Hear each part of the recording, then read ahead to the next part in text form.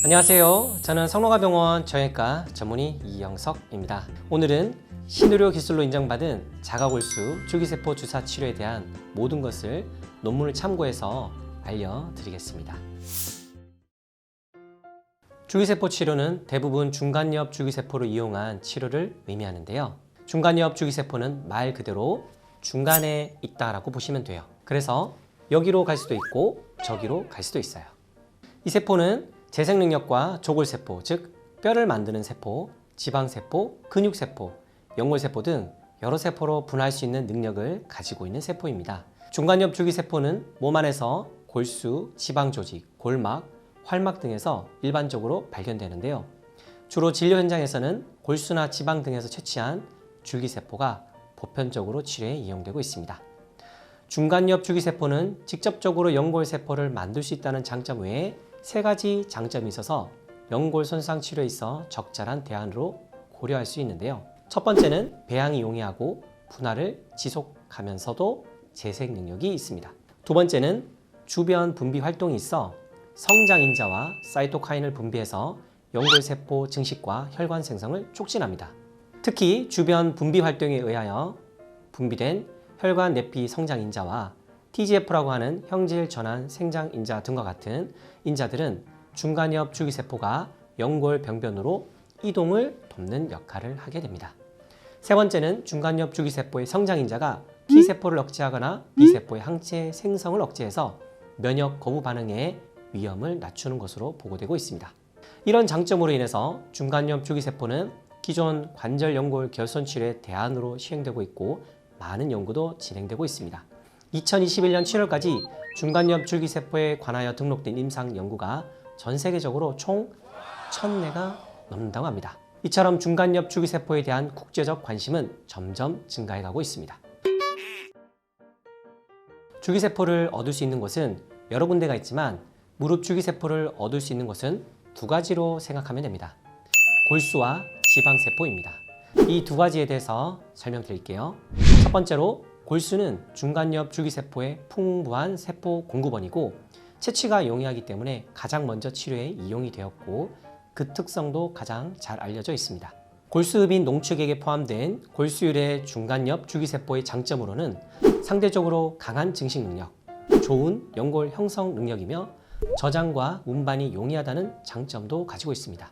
그래서 여러 가지 형태로 정형외과 영역에서 임상적으로 적용되고 있고 임상 결과 또한 대부분 우수한 것으로 보고되고 있습니다. 두 번째로 지방조직 유래의 중간엽 줄기세포는 골수보다는 다양한 곳에서 반복적이고 최소 침습적으로 얻을 수 있다는 장점이 있습니다. 그리고 같은 양을 골수와 지방조직에서 얻었을 때 지방조직이 골수에 비하여 약 500배 정도 더 많은 중간엽 줄기세포를 포함하고 있습니다. 그러나 지방조직 유래의 중간엽 줄기세포와 골수율의 중간엽 줄기세포를 비교한 연구에서는 연골 형성 능력이 골수율의 중간엽 줄기세포보다는 더 좋지 않는 것으로 보고된 바 있습니다.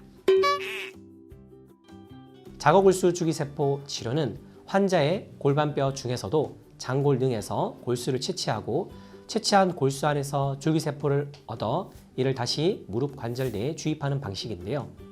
2023년 7월 11일 보건복지부에서 안정성 및 유효성 평가 결과 신의료 기술로 허가했습니다. 자가골수 줄기세포 치료 대상은 ICRS라고 하는 연골 손상 단계 중에서 3, 4단계 환자 또는 엑스레이를 가지고 관절염 단계를 나타내는 KL 2, 3단계에 해당되는 환자를 대상으로 시행할 수 있습니다. ICRS 단계는 관절경을 통해서 확인해야 하기 때문에 수술적인 진단 과정이 필요합니다. 반면 KL 단계는 엑스레이만으로도 판단할 수 있습니다. 자가골수 줄기세포 치료법은 총 3단계로 나눌 수 있습니다. 먼저 환자의 몸에서 자가골수를 채취하는 과정. 둘째, 채취한 자가골수에서 줄기세포만을 분리하는 과정. 셋째, 얻어진 줄기세포를 환자 몸에 주입하는 과정인데요. 시술할 때 국소 마취를 해서 시행하기 때문에 마취에 대한 부담이 적은 시술입니다. 골수를 채취할 때는 장골릉에서 하게 되는데요. 앞쪽 또는 뒤쪽에서 시행하게 됩니다.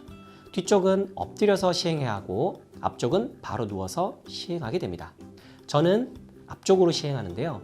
환자분이 편안하게 누워서 시술을 받을 수 있어서 좋더라고요. 자, 먼저 환자분이 바로 누운 상태에서 장골릉의 앞쪽을 확인하고 골수를 채취할 부분을 깨끗하게 소독합니다.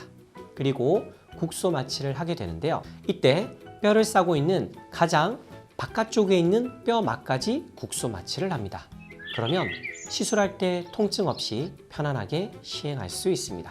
그리고 아주 가느다란 골수 흡입용 바늘을 넣습니다. 그렇게 골수 안에 있는 골수혈을 채취하는데요. 이 과정은 약 5분 정도 소요됩니다. 이때 채취하는 양이 중요한데요. 치료의 효과를 보기 위해서는 60cc를 채취해야 하며 60cc를 담을 수 있는 키트를 사용하는 것이 중요합니다. 그 다음은 줄기세포를 분리하는 과정이 필요한데요. 채취한 골수혈은 사람 피이기 때문에 사람 몸에서 나오는 순간 굳어버립니다. 따라서 골수혈을 채취할 때 주사기 안에 항응고제를 같이 넣어 굳지 않게 준비를 합니다. 채취한 주사기에 담긴 피는 다시 60cc 키트에 옮겨 담게 됩니다. 이후 키트를 원심 분리기 안에 넣고 분당 약 2008회 정도로 10분간 원심 분리합니다. 원심 분리는 빠르게 돌린다는 뜻인데요. 골수혈은 단일 성분이 아니기 때문에 성분의 무게에 따라 층이 나뉘게 되죠. 대표적으로 3개 층으로 나뉘는데 혈장, 줄기세포인 버피커트, 그리고 적혈구층 이 3가지입니다. 이 중에서 줄기세포가 함유된 가운데 층만 분리해서 사용하는 것이죠. 이렇게 얻어진 줄기세포가 함유된 골수혈을 주사기에 옮기고 환자의 무릎 관절에 주사를 시행하는 과정이 3번째 단계입니다. 이렇게 모든 과정이 끝나면 30분에서 40분 정도 소요됩니다. 앞에서 시술 과정을 자세히 설명을 드린 이유가 바로 이 안정성 때문인데요. 제일 걱정이 되는 부위가 바로 골수를 뽑는 부위이실 거예요. 장골릉 앞쪽은 피부에서 바로 만져집니다. 그래서 시술하기가 아주 용이해요. 그래서 국소 마취를 하고 안전하게 시술할 수 있습니다. 다만 항응고제를 복용하시는 분들은 일정 기간 약을 끊고 시행해야 합니다. 안 그러면 지혈이 잘 되지 않아서 멍이 심하게 들고 통증이 생길 수 있습니다. 무릎에 주사를 놓는 것은 매우 안전하기 때문에 당연히 걱정하지 않으셔도 됩니다. 연골 주사를 많이 맞으실 건데요. 연골 주사를 맞듯이 그렇게 주사를 하기 때문에 안전하게 시술을 할 수 있습니다. 마지막으로 줄기세포는 면역 거부 반응의 위험을 낮추는 것으로 보고되어서 내 몸에 있는 것을 다시 내 몸으로 넣기에 지금까지 무릎에 사용한 주사들보다 훨씬 더 안정성이 높습니다. 많은 연구들을 살펴보면 줄기세포에 의한 이상 반응 거의 없는 걸로 나와 있어서 충분히 검증되었다고 할 수 있습니다. 오늘은 줄기세포에 대한 개념을 정리해 봤는데요. 다음 시간에는 줄기세포의 특징에 대해서 알려드리도록 하겠습니다. 그러면 좋아요, 구독, 알람 설정 잊지 마시고요. 다음 영상에서 뵙겠습니다. 지금까지 성노가병원 정형외과 이영석 원장이었습니다.